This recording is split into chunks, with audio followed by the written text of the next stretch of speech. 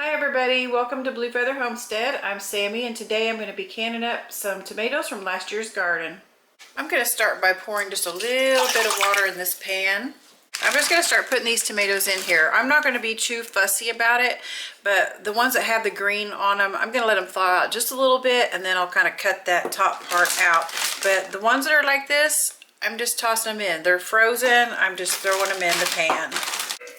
I've got, these are already cored. Some of them I've cored. Some of them I didn't. These are sweet, are they sweet 100s, sweet 1000s? I can't remember the name of them. But I'm going to throw those in there too. I have a variety here. I have some Cherokee Purple, beefsteak, Romas, cherry tomatoes, large cherry tomatoes. So I really don't know everything that I have in here, but I have a variety of tomatoes that I'm throwing in. I was not going to peel these tomatoes, but since I do have to cut these out, I have them soaking in a hot bowl here. And the peels are coming off pretty easy. So I'm going to peel the ones that I have to cut the green off of here.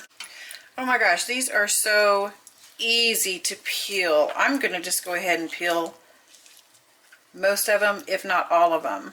But I'm telling you right now, next year I am going to be coring the top out of there. That's all I'm going to do. And I'm going to leave the peels on and throw them in the freezer, because the ones that I did core, I mean, those skins just slipped. That one doesn't look too good. I just slipped right off.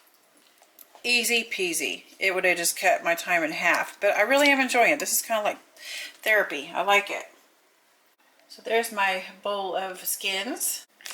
Okay, so we have 1, 2, 3, 4, 5, 6, and then I had a couple of small ones. So about 6.5 gallon bags full of frozen tomatoes. And this is what I have. I have a stocky pot here, and then we have this really tall pot here full of tomatoes. So I'm going to go ahead and turn those on, I'd say low to medium heat, and go ahead and get those started to start cooking down to a sauce. Alright, so here we go. This has been cooking for probably about 3 hours now. I turned the burners off. It's steaming up. Hold on just a second. Okay, so I thought this one would be just a little bit better on the steam. I do have the heat turned off, and like I said, it's been cooking for about 3 hours or so. It's looking pretty good. I've got it cooling down. I'm going to go ahead and try to blend it up a little bit and see where I'm at before I jar it or, turn the heat back on. This might be just a little bit loud, so I'll go ahead and turn the sound off.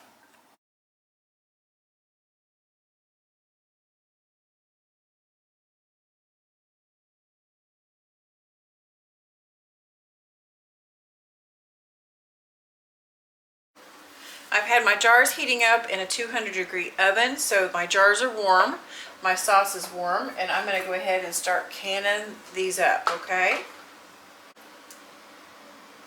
I'm using the Ball Book recipe. You know what I forgot to do? Put my stuff in.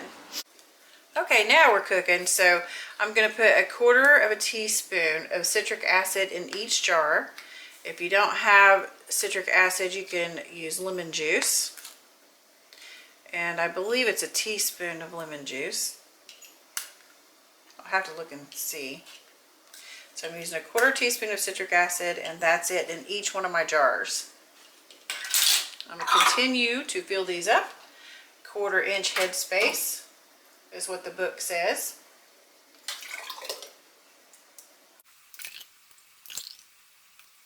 That's about a 1/2 inch head space there. So originally I wasn't going to peel my tomatoes, and I ended up peeling every one of them. Now you don't necessarily have to peel them. You can use your blender to pulverize all of the peels if you want to try to do that. And I was originally going to do that, but they were so easy and I didn't have a million tomatoes, so I thought I'm just going to peel every one of them.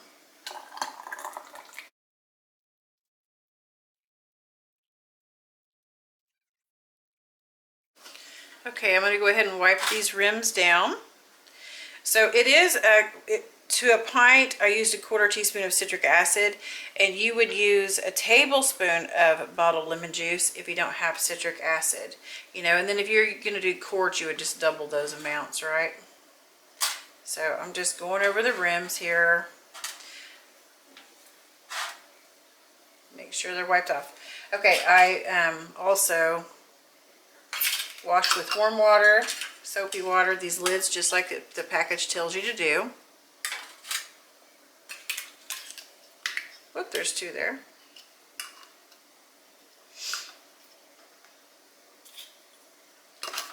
Putting my lids on finger tight.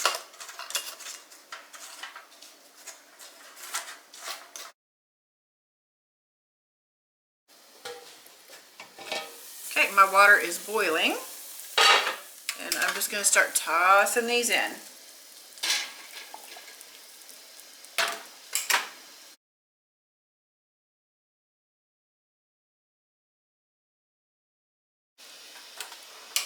You need 1 inch or 2 of water over your cans, and it seems that I have a little,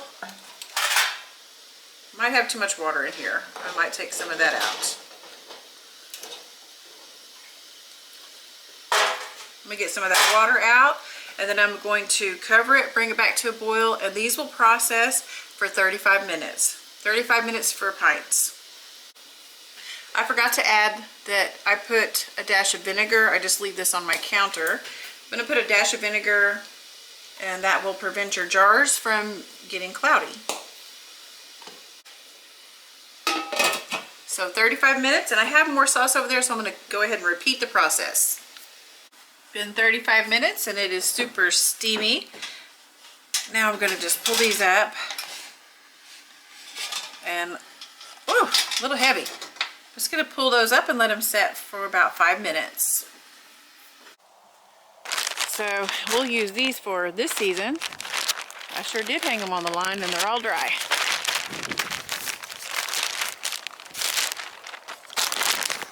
And look what I found lingering in the freezer. I went on a hunt just to make sure that I got all the tomatoes out of the freezer, but I found that one lingering in there yesterday. So, you know, even if it doesn't make a ton of tomato sauce, this is going to go into my pantry, and I'm so happy to have it. It's so worth it to me. I mean, to grow my own from a tiny little seed, you know, and water them and watch them grow. You know, plus organic is just better. There's 0 chemicals. So you guys, I hope you enjoyed this video, and thank you for watching. Catch you on the next one. Bye-bye.